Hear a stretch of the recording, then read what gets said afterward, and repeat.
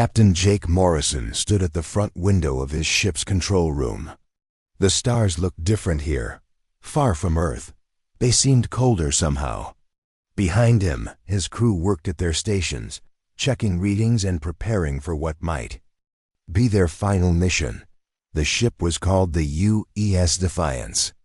It was the first and only deep space warship that Earth had ever built. Every piece of metal, every wire, every computer had been made by human hands. It had taken 12 years to build and cost more money than any government had ever spent on a single project. Jake had been chosen to command this ship because he was the best. He had fought in the border wars against the mining colonies. He had served on patrol ships in the outer system. He knew space combat better than any human alive. But even he knew that this mission was probably impossible. For 30 years, Earth had been trapped. The aliens called themselves the Galactic Confederation.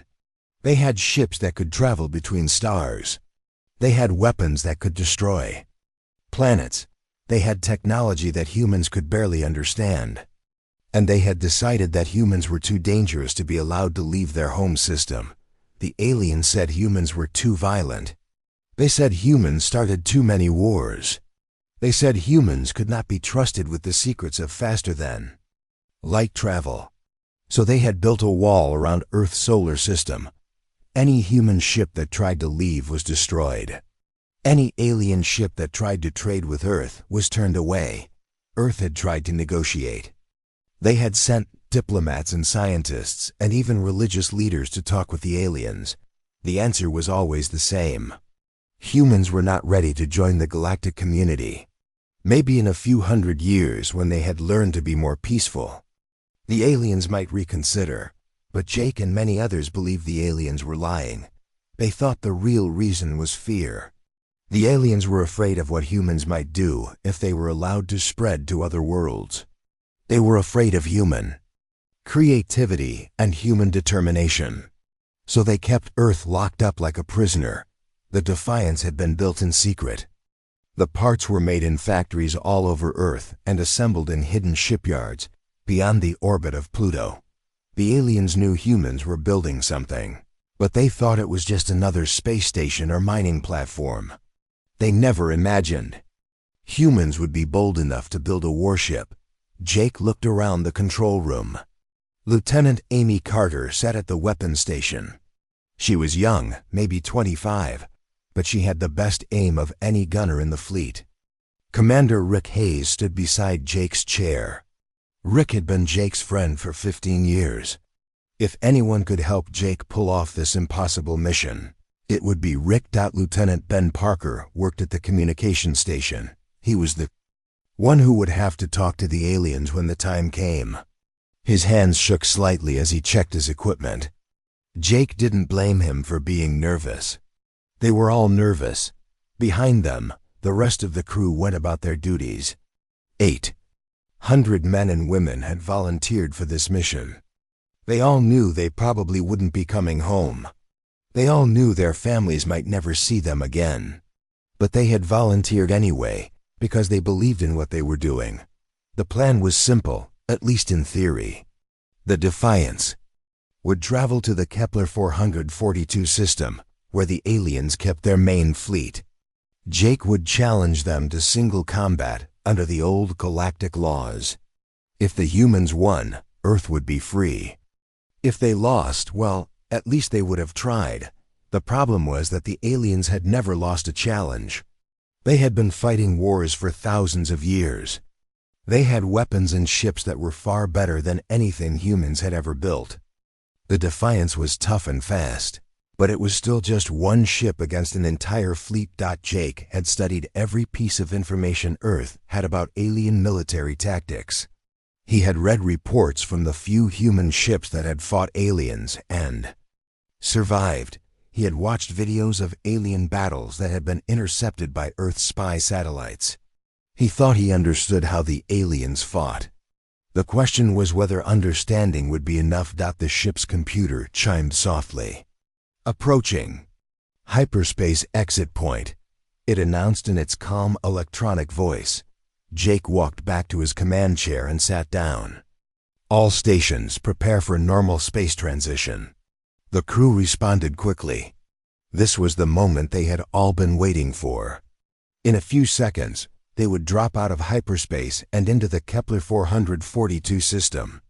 They would see the alien fleet. For the first time, they would find out if their plan had any chance of working. "Hyperspace drive disengaging," called out Lieutenant Tony Walsh from the engineering station. "Transition in 5 seconds." Jake gripped the arms of his chair. "All hands, brace for transition." The ship shuddered as reality twisted around them. The stars outside the windows seemed to stretch and bend, then suddenly snapped back to normal. They were in normal space again, traveling at normal speed. "Sensor sweep beginning," Amy Carter reported. "I'm picking up multiple contacts."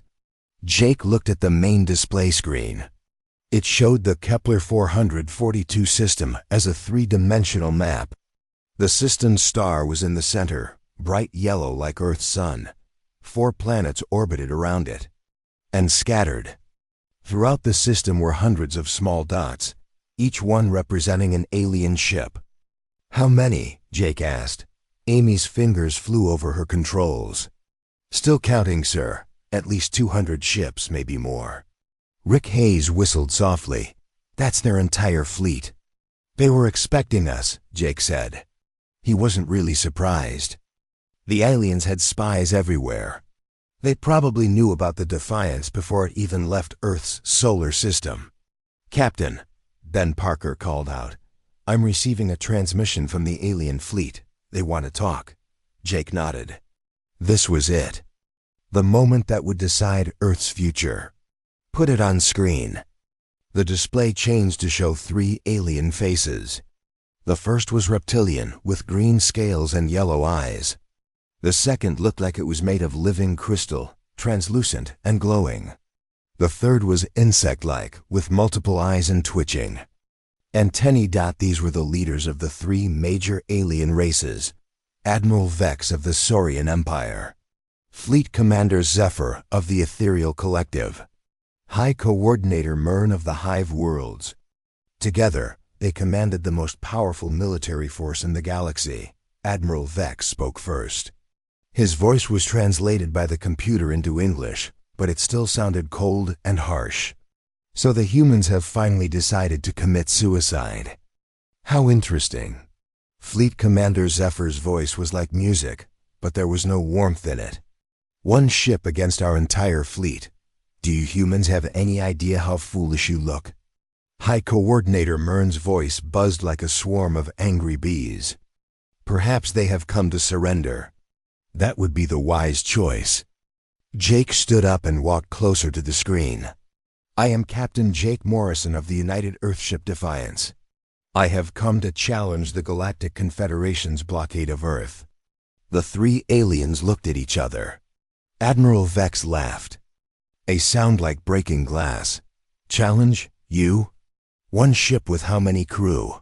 1,000? 2,000? 800, Jake said calmly. The aliens laughed again. Admiral Vex's scales seemed to ripple with amusement. 800 humans against our combined fleets. This will be over in minutes. Not if we invoke the right of trial by combat, Jake said. The laughter stopped. The 3 alien commanders looked at each other again, but this time their expressions were different, surprised, maybe even worried. Jake smiled. The aliens thought they knew everything about human capabilities. They thought they had studied human culture and human laws. But they had missed something important. Humans were very good at reading the fine print. The right of trial by combat was an ancient galactic law. It said that any species could challenge for membership in the Confederation through formal combat trials. The law was thousands of years old and had been forgotten by most species, but not by humans. You know the law, Jake continued. 3 trials. Single combat, tactical engagement, and fleet action. If we win, Earth gains full membership in the Confederation. If we lose... He shrugged. Well, we lose. Admiral Vex's yellow eyes narrowed. You would stake your entire species' future on this foolishness? Yes, Jake said, without hesitation. We would. The three commanders spoke to each other in their own languages for several minutes. Finally, Admiral Vex turned back to the screen. Very well, human. The trials will begin at dawn, local time. Prepare yourselves. You will face our finest warriors. The screen went dark. Rick Hayes shook his head. Jake, are you sure about this? We're talking about the survival of our entire species. Jake looked out at the alien fleet surrounding them. Hundreds of ships, each one capable of destroying cities. Thousands of trained warriors with weapons and technology far superior to anything humans possessed. I'm sure, Rick, this is our only chance. If we can't win here, we'll never be free. Amy Carter looked up from her station. Captain, what if we lose? Jake smiled at her. Then we'll lose fighting. And maybe, just maybe, we'll show them that humans are worth more than they think. The crew of the Defiance prepared for the trials. That would determine Earth's fate. Outside, the stars watched in silence as 800 humans faced impossible odds with nothing but courage and determination. The galaxy was about to learn what humans were really made of. The night passed slowly aboard the U.S. Defiance. Captain Jake Morrison walked through the ship's corridors, checking on his crew. Some were sleeping, trying to rest before the trials began. Others were working on their equipment, making sure everything was perfect. A few were writing letters to their families back on Earth, even though those letters might never be delivered. Jake stopped at the ship's small chapel. Inside, he found about 30 crew members sitting quietly. Some were praying. Others were just thinking. Chaplain Linda Brooks looked up when Jake entered. Captain, she said softly. Come to say a prayer before the trials? Jake shook his head. I came to check on the crew. But maybe a prayer wouldn't hurt. He sat down in the back row and closed his eyes. He wasn't a religious man, but he believed in his crew. He believed in humanity. If there was a God out there watching, Jake hoped he would give them strength for what was coming. When dawn came to the fourth planet of the Kepler 442 system, the alien fleets moved into position. Jake watched from the bridge as hundreds of ships arranged themselves in a huge circle around a cleared area of space. In the center of that circle, the trials would take place. Incoming transmission, Lieutenant Ben Parker announced. The main screen lit up again, showing the three alien commanders.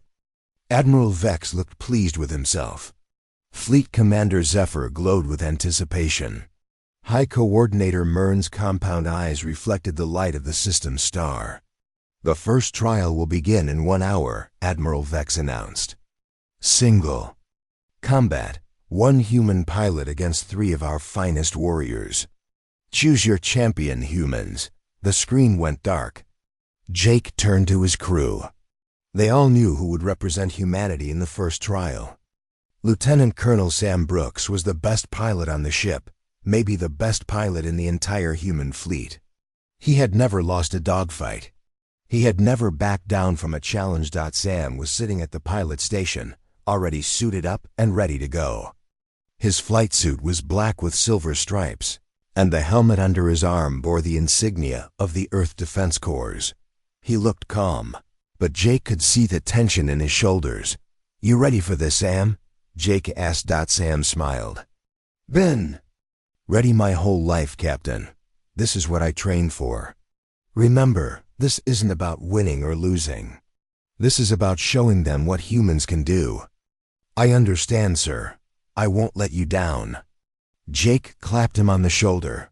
I know you won't. Sam made his way to the fighter bay, where his modified F-47 Starhawk waited. The small ship looked tiny compared to the alien fighters, but it had been built specifically for this mission. Every system had been upgraded with the best technology Earth could produce. The engines were faster, the weapons were more powerful, and the armor was stronger than anything humans had ever built before. As Sam climbed into the cockpit, He could see the alien fighters moving into position. The first was a Saurian Venom-class interceptor, painted in green and gold stripes.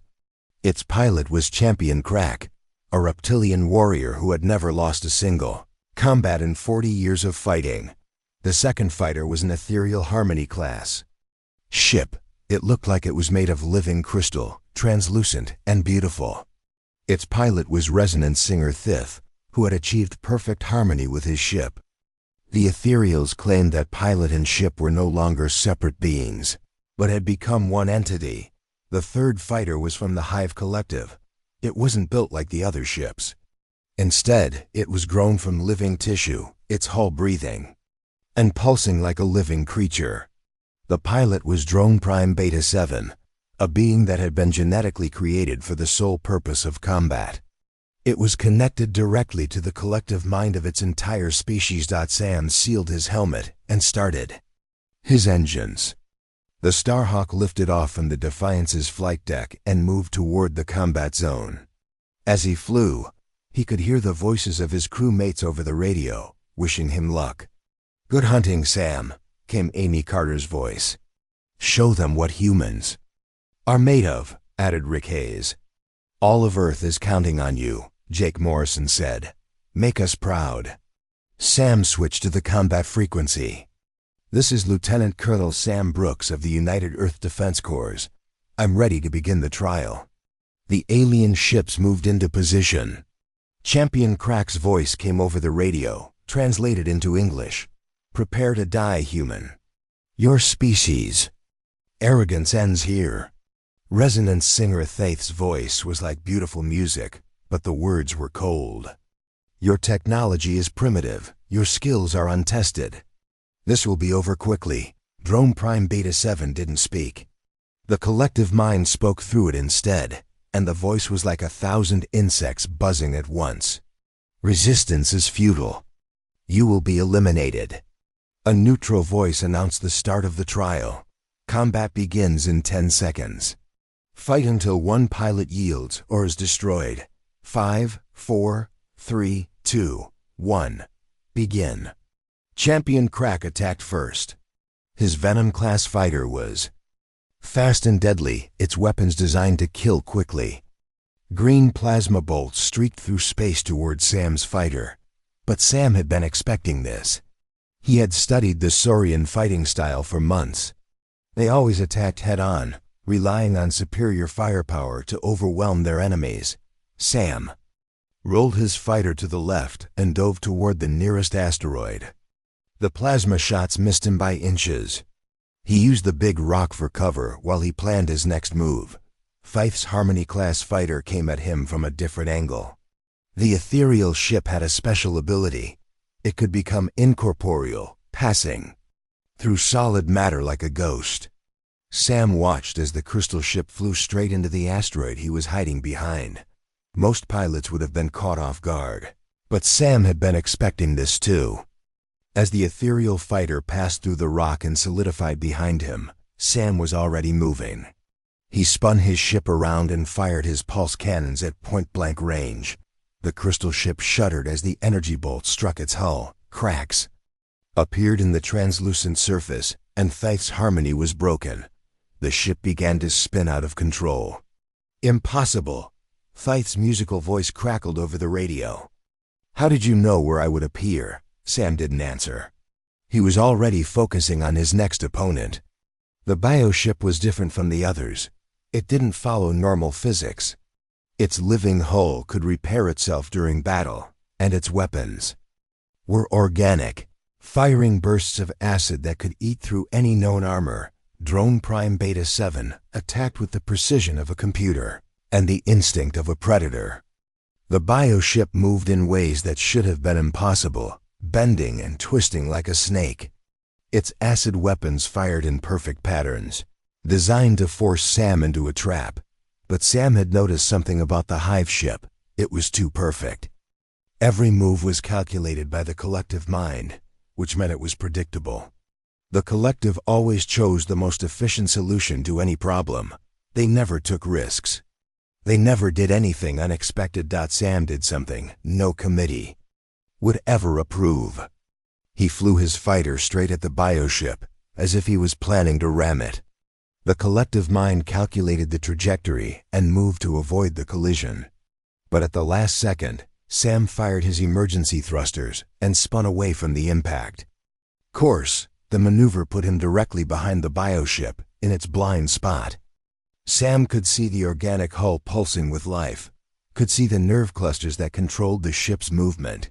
He aimed his weapons at the largest cluster and fired. The bioship convulsed as if it was in pain. Its movements became erratic, and its weapons stopped firing. Drone Prime Beta 7's voice came over the radio, but it was different now. Instead of the collective mind, it was the individual pilot speaking. I can't hear them anymore. The link is broken. Yield, Sam said, his weapon still locked on target. For a moment, there was silence. Then Drone Prime Beta 7 spoke again. And there was something like wonder in its voice. I yield. You have won, human.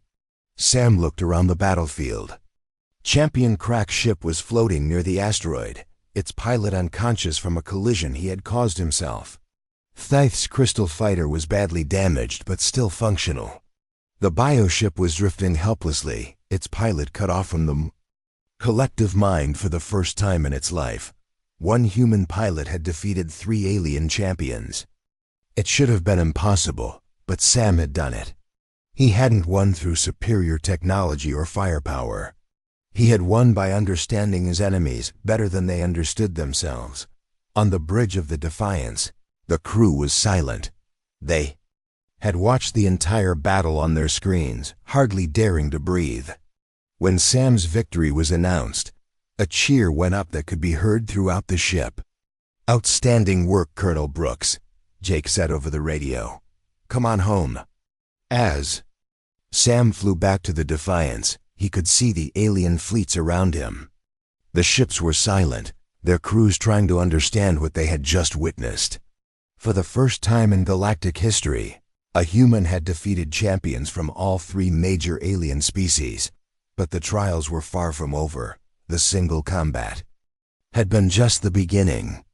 Next would come the tactical engagement, where 12 human fighters would face 36 alien ships.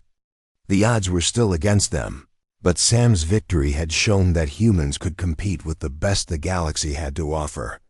Admiral Vex's voice came over the radio, and for the first time since the trials began, he didn't sound amused.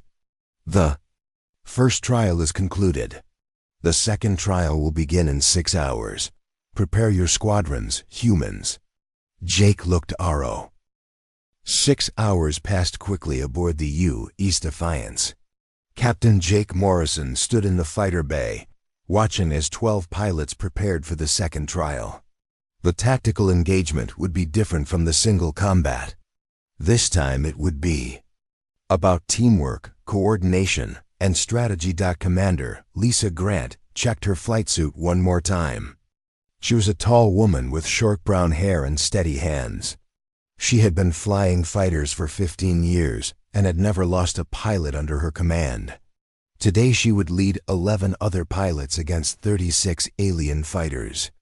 Remember, Lisa told her squadron, we're not trying to destroy every enemy ship.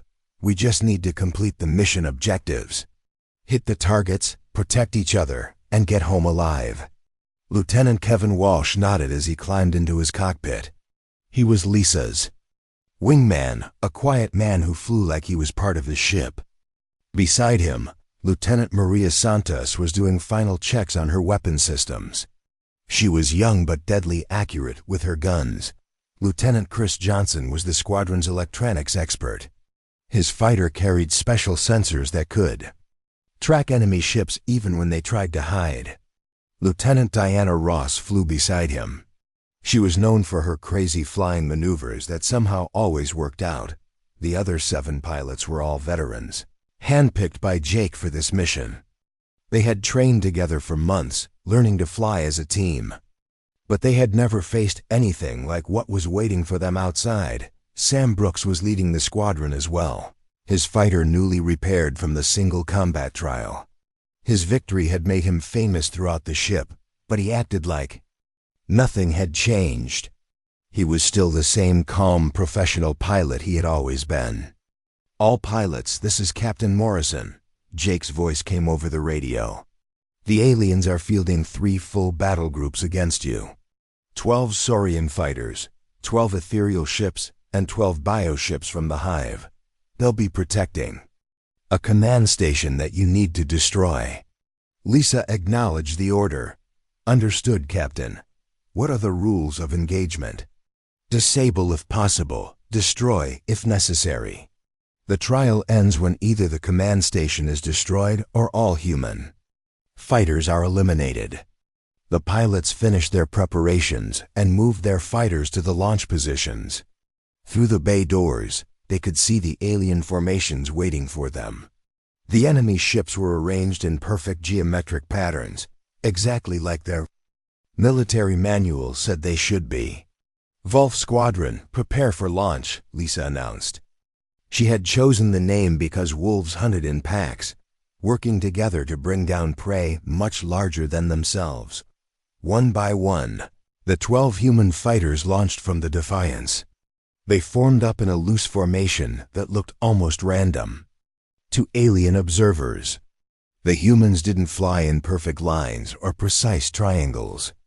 Instead, they moved like a flock of birds, staying together but constantly shifting positions. Admiral Vex watched from his flagship, his yellow eyes studying the human formation. "Sloppy," he hissed to his officers. "No discipline. No proper spacing. They fly like children." Fleet Commander Zephyr observed the humans with his crystalline senses. "Their formation appears chaotic. Perhaps they lack proper training." High Coordinator Mern analyzed the human squadron through the collective mind. Inefficient positioning detected. Victory probability, 97%. The 3 alien commanders were confident. Their fighters outnumbered the humans 3-1. Their ships were faster, more heavily armed, and flown by pilots with decades of experience. The humans had won the single combat through luck and trickery, but luck wouldn't help them now. "Begin the trial," Admiral Vex commanded. The alien fighters moved forward in their perfect formations. The Saurians flew in a wedge shape designed to concentrate their firepower and break through enemy lines. The ethereals moved in a complex spiral pattern that would let them phase in and out of reality.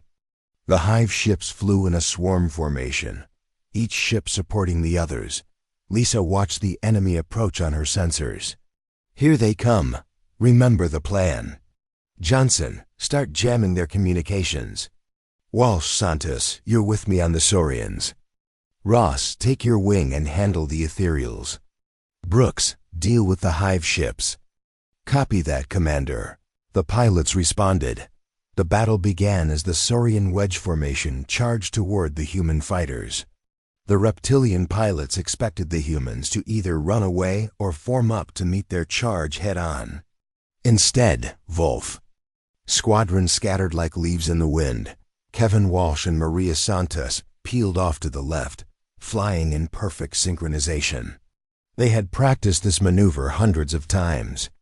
As the Saurian fighters tried to follow them, they led the aliens into a complex weaving pattern through an asteroid field. The Saurians, trained to maintain formation at all costs, found themselves spread out and confused. Their wedge formation fell apart as they tried to navigate around the floating rocks. Kevin and Maria used this confusion to their advantage, picking off individual fighters that had become separated from their group. "Saurian leader to all units." Champion Crack's replacement called over the radio. "Reform the wedge. Don't let them split us up." But it was too late. The humans had already broken their formation, and the Saurians couldn't get back together while avoiding the asteroids and return fire. Meanwhile, Diana Ross was leading her wing against the ethereal fighters. The crystalline ships were trying to use their phasing ability to appear behind the human fighters, but Chris Johnson's sensors were tracking their energy signatures. "Ethereal coming in on your 6, Diana," Chris called out. "Phasing in 3, 2 mark. Diana rolled her fighter and fired at empty space, exactly where the ethereal ship materialized. The crystal fighter, caught in the middle of its phase transition, took the full force of her weapons and exploded in a shower of rainbow fragments. "How are they tracking our phase shifts?" one of the ethereal pilots asked in their musical language. "Unknown," replied another. "Their sensors should not be capable of detecting our energy patterns." But the humans had been studying alien technology. For 30 years, they had learned to adapt their equipment to counter alien advantages. What the ethereals thought was impossible was just good engineering to the humans. Sam Brooks was facing the most difficult challenge. The bioships moved like living creatures, their hulls pulsing and writhing as they flew.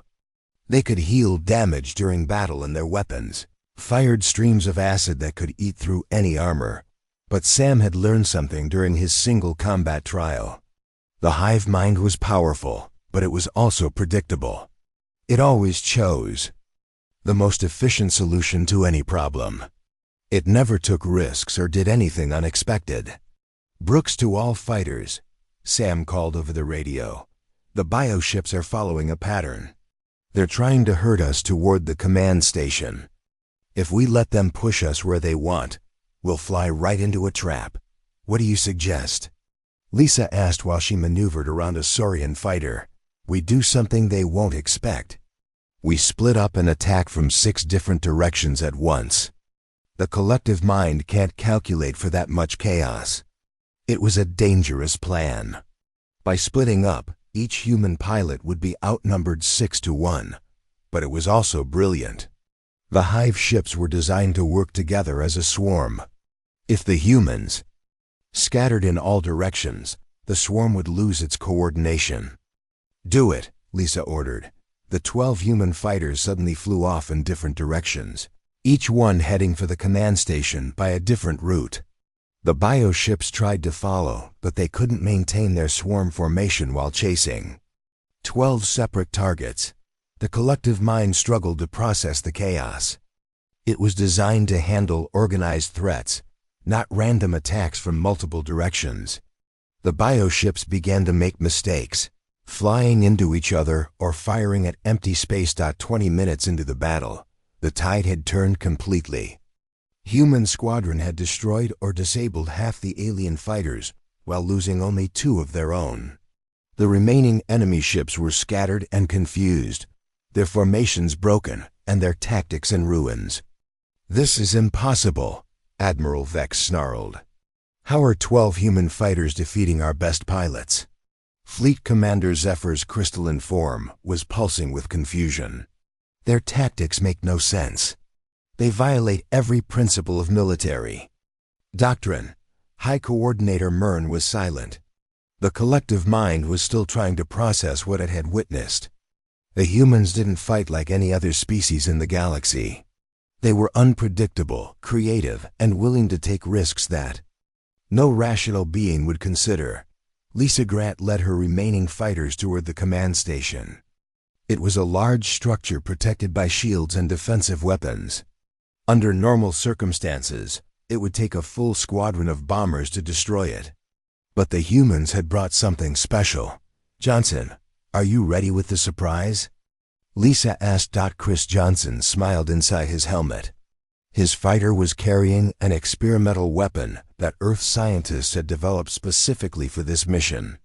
It was called an electromagnetic pulse bomb, and it could shut down any electronic system within a wide radius. "Ready, Commander. 1 MP bomb coming up." The small device detached from Johnson's fighter and drifted toward the command station. The aliens didn't recognize it as a weapon, so they didn't try to shoot it down. When it exploded, there was no fire or explosion, just a pulse of invisible energy. Every alien ship within 5 kil.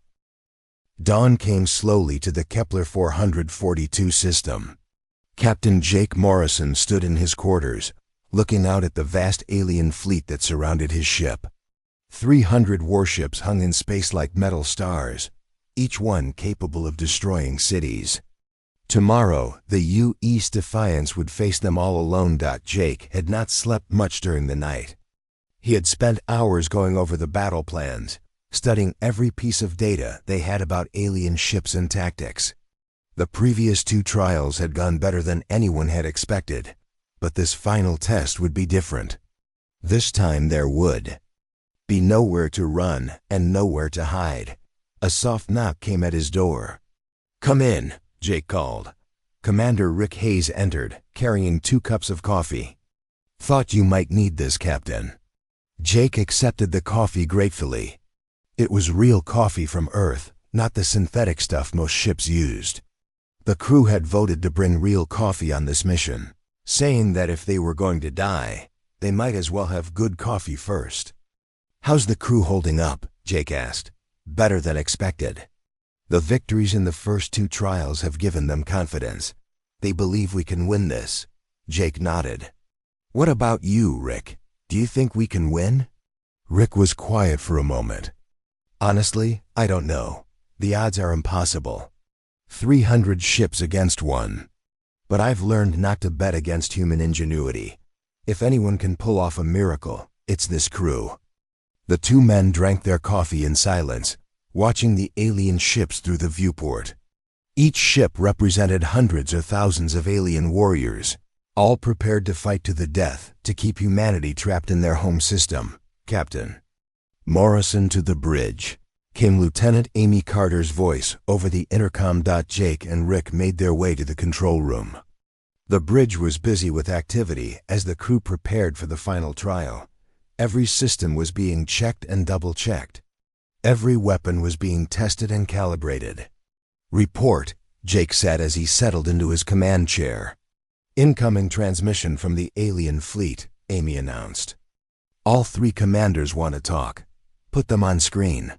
The main display lit up with the familiar faces of the 3 alien leaders. Admiral Vex looked more serious than before.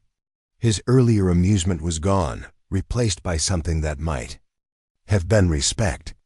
Fleet Commander Zephyr's crystalline form was pulsing more rapidly than usual, a sign of agitation among his species. High Coordinator Mern's compound eyes were focused intently on the camera. "Captain Morrison," Admiral Vex began, "your pilots have performed better than we expected in the first 2 trials. But this final test will be different. You will face our entire combined fleet in direct combat. 300 ships against your 1 vessel." Fleet Commander Zephyr's musical voice carried a note of warning. "Your ship is impressive for human construction, but it cannot possibly survive against such overwhelming force. We offer you 1 final chance to surrender with honor." High Coordinator Mern's buzzing voice added, "The collective has analyzed your ship's capabilities. Victory probability, 0.03%. Surrender would be the logical choice." Jake stood up and faced the screen. "Gentlemen, we didn't come this far to surrender now. We'll face your fleet and prove that humans deserve their place." Among the stars, Admiral Vex's scales rippled. "So be it. The trial will begin in 1 hour. Prepare yourselves, humans. Today you face the full might of the Galactic Confederation." The screen went dark. Jake looked around his bridge. Every face was turned toward him, waiting for orders. These 800 people had volunteered to follow him into an impossible battle, trusting that he would find a way to win. "All hands, this is the captain," Jake announced over the ship-wide intercom. "In 1 hour, we face the greatest fleet ever assembled in galactic history. The odds are against us, but that's nothing new. Humans have always fought against impossible odds and found a way to win." He paused, looking out at the alien ships. "Today we're not just fighting for ourselves. We're fighting for every human. Whoever looked up at the stars and dreamed of walking among them. We're fighting for our children and our children's children. We're fighting for the right to be free." The crew listened in silence. In every section of the ship, people stopped what they were doing to hear their captain's words. "The aliens think. They know us. They think we're just another aggressive species that needs to be controlled. Today we're going to show them they're wrong. We're not just warriors. We're explorers, dreamers, and builders. We're humans, and we don't give up. Jake's voice grew stronger. I won't lie to you. This will be the hardest fight any human has ever faced. Some of us may not survive. But if we fall today, we'll fall fighting for something bigger than ourselves. And maybe, just maybe, we'll show the galaxy that humans are worth more than they ever imagined. Cheers echoed through the ship. The crew was scared, but they were ready. They believed in their captain, and they believed in each other. All stations, prepare for combat, Jake ordered. Charge all weapons. Raise shields to maximum. Prepare for emergency maneuvers. Lieutenant Tony Walsh called out from the engineering station. All systems green, Captain. The ship is ready. Amy Carter checked her weapons console. All gun batteries charged and ready to fire, missile tubes loaded. Lieutenant Ben Parker monitored the communication systems. I'm tracking the alien fleet. Movements. They're forming up in a standard battle formation. Jake studied the tactical display. The alien ships were arranging themselves in 3 massive groups, one for each species. The Saurians formed the spearhead formation designed to punch through enemy defenses. The Ethereals created a spiral pattern that would let them attack from multiple directions. The hive ships swarmed together like angry insects. They're thinking like generals, Jake said to Rick. Big formations, overwhelming force, traditional tactics. And that's bad for them because, Jake smiled. Because we're not going to fight like generals. We're going to fight like pirates. The hour passed quickly. As the time for battle approached, the alien fleets moved into their final positions. 300 ships arranged in perfect military formations, their weapons charged and ready. The U's Defiance hung alone in the center of the combat zone, looking tiny compared to the massive fleets surrounding it. But appearances could be deceiving. The human ship was faster than it looked, more maneuverable than seemed possible, and armed with weapons the aliens had never seen before. Incoming transmission, Ben Parker announced. Admiral Vex appeared on the screen one last time. This is your final warning, Captain Morrison. Surrender now or face destruction. Jake looked directly into the camera. Admiral, you've spent so much time studying our weaknesses that you forgot to look for our strengths. Today you're going to learn what humans are really capable of. Begin the trial, Admiral Vex commanded. The alien fleet opened fire. 300 ships unleashed their weapons at once, filling space with energy beams, plasma bolts, and exotic projectiles. The combined firepower was enough to destroy a small moon. None of it hit the Defiance. Emergency power to engines, Jake commanded. Execute evasion pattern Alpha. The human ship suddenly accelerated at 20 gravities, a maneuver that should have killed everyone aboard.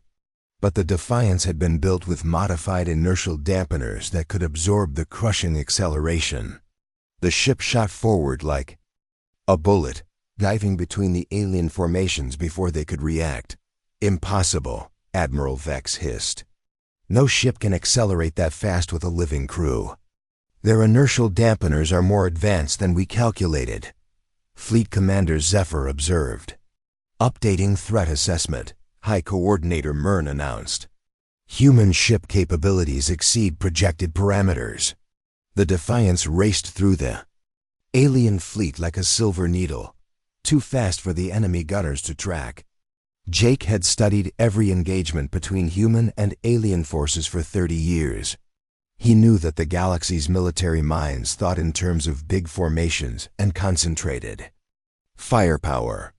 They had never faced an opponent who treated physics like a suggestion. Target their command ships, Jake ordered.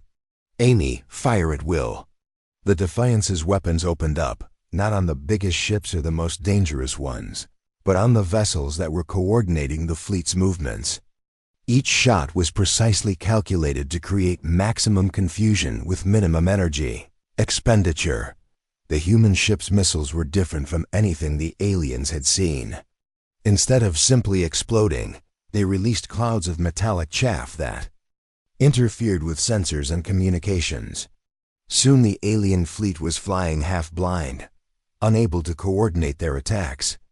"They're jamming our communications," Admiral Vex snarled. All ships switched to backup frequencies. But the humans had studied alien communication protocols too. As soon as the backup systems came online, new jammers activated to block those frequencies as well. For the first time in galactic history, the three great alien fleets found themselves unable to talk to each other. The careful coordination that was the foundation of their military power began to break down. "Sir," Rick Hayes called out, "the alien formations are starting to fragment. The Saurians are moving to attack positions, but the ethereals can't coordinate." "With them," Jake nodded. This was exactly what he had hoped for. The three alien species had formed an alliance, but it was an alliance of convenience, not trust. Without constant communication, old suspicions would start to resurface. "Take us through to..." The silence that followed the battle was unlike anything the galaxy had ever experienced. 300 alien warships hung in space, their weapons powered down, their crews staring in disbelief at their sensor readings. The U.S. Defiance floated calmly in the center of the chaos, its hull unmarked by enemy fire. Captain Jake Morrison stood on his bridge, watching the alien fleets on his tactical display. Ships from all three species were scattered across the system, many of them damaged by friendly fire. Others had simply stopped fighting when their crews realized they were shooting at their own allies. "Captain," Lieutenant Amy Carter reported, "I'm reading 47 alien ships with major damage. 15 more are completely disabled. The rest have withdrawn to minimum safe distance." Commander Rick Hayes shook his head in amazement. "In 30 minutes, we turned the greatest fleet in galactic history into a confused mob. How did you know this would work?" Jake smiled grimly. "I studied them, Rick. For 30 years, I studied every battle, every tactic, every mistake they ever made. The three species have been allies for centuries, but they've never really trusted each other. All it took was a little confusion to bring those old fears back to the surface." Lieutenant Ben Parker looked up from his communication station. "Captain, I'm receiving surrender signals from multiple alien vessels. Some of them are requesting permission to withdraw from the system." "Denied," Jake said firmly. "The trials aren't over until the judges declare them finished." As if summoned by his words, the main screen flickered to life. The three alien commanders appeared, but they looked very different from before. Admiral Vex's scales had lost their bright color, and his yellow eyes seemed dimmed. Fleet Commander Zephyr's crystalline form was pulsing erratically, showing his agitation. High Coordinator Mern's compound eyes were moving rapidly, as if the collective mind was having trouble processing what had happened. "Captain Morrison," Admiral Vex began, his voice strained, "the third trial is concluded."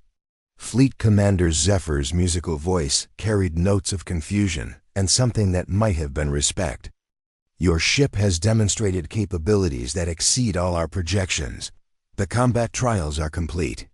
High Coordinator Mern spoke for the collective, but his words came slowly, as if the hive mind was struggling with the implications. "All trial objectives have been achieved by human forces. Galactic law requires acknowledgement of combat trial results." Jake stepped forward to face the screen. "The trials were conducted according to galactic law. Humanity has proven its worthiness in single combat, tactical engagement, and fleet action. We claim our right to full membership in the Galactic Confederation." The three commanders looked at each other across their respective bridges. For several long minutes, none of them spoke.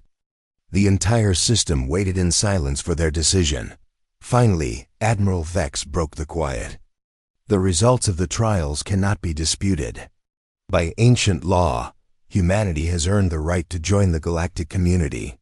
His voice carried a note of reluctant admiration. "Though I confess, Captain, Your methods were not what we expected.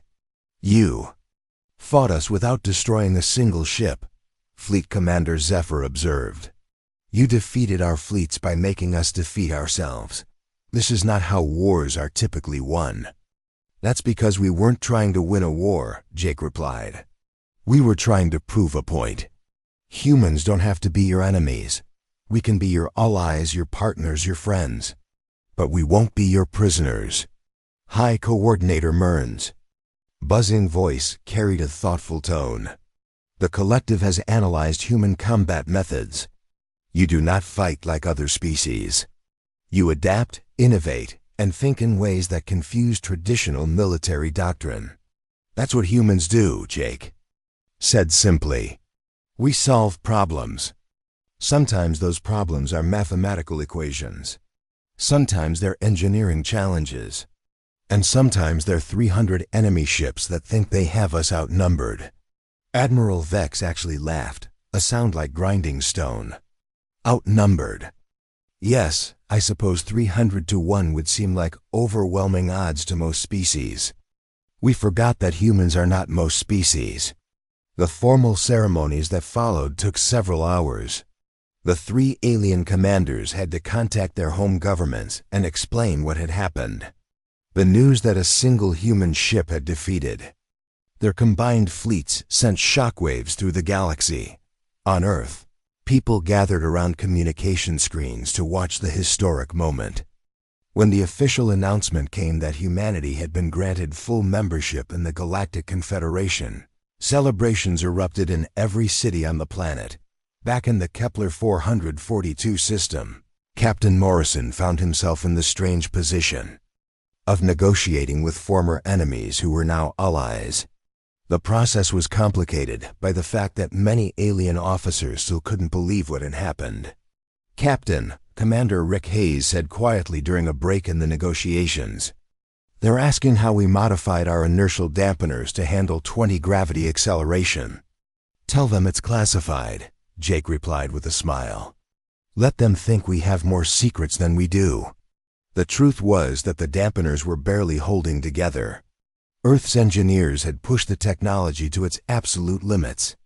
The Defiance could probably survive maybe 3 more high-acceleration maneuvers before the system failed completely. But the aliens didn't need to know that Lieutenant Amy Carter approached with a datapad. "Captain, the Confederation Council wants to know if we're interested in joint military exercises. They think they could learn from our tactics." Jake considered the offer. "Tell them we're interested, but we have conditions. Any joint operations must respect human command autonomy. We won't be junior partners in our own military." As the negotiations continued, Jake found himself thinking about the future. Humanity had won their freedom, but that was just the beginning. Now they had to figure out how to exist as equals in a galaxy full of ancient civilizations and advanced technologies. "Sir," Lieutenant Ben Parker called out. "Incoming transmission from Earth. It's President Williams." The screen changed to show a woman in her 60s with gray hair and kind eyes. President Sarah Williams had been in office when the Defiance mission was planned. She had authorized the secret construction of the ship and approved the impossible mission. "Captain Morrison," the president said, "I want to personally congratulate you and your crew on this historic achievement. The entire planet is celebrating. You've given humanity something we thought we'd lost forever, hope for the future." "Thank you, Madam President," Jake replied. "But the real work is just beginning. We've proven we can fight when we need to. Now we need to prove we can build and explore and discover alongside our new allies." President Williams nodded. "What are your recommendations for our next steps?" Jake looked around his bridge, seeing the faces of the crew who had made this miracle possible. Sam Brooks, who had defeated 3 alien champions in single combat. Lisa Grant, who had led her squadron to victory against impossible odds. Amy Carter, Rick Hayes, Ben Parker, and all the others who had risked everything for this moment. "We need to build more ships," Jake said. "Not warships, but exploration vessels, research ships. Hospital ships. We need to show the galaxy that humans are more than just fighters. We're healers, teachers, builders, and dreamers. And if someone threatens us again, the president asked. Jake's expression hardened slightly. Then they'll learn the same lesson. The Confederation learned today. Humans don't back down from a fight, and we don't lose when the stakes are high enough. Over the following months, everything changed. Human ships began exploring the galaxy alongside alien vessels. Human scientists worked with ethereal researchers to unlock the secrets of faster-than-light travel. Human doctors shared medical knowledge with hive healers. Human engineers helped Saurian builders construct space stations that had previously been impossible. But perhaps the most important change was in how the galaxy viewed humanity. Before the trials, humans had been seen as dangerous primitives who needed to be contained.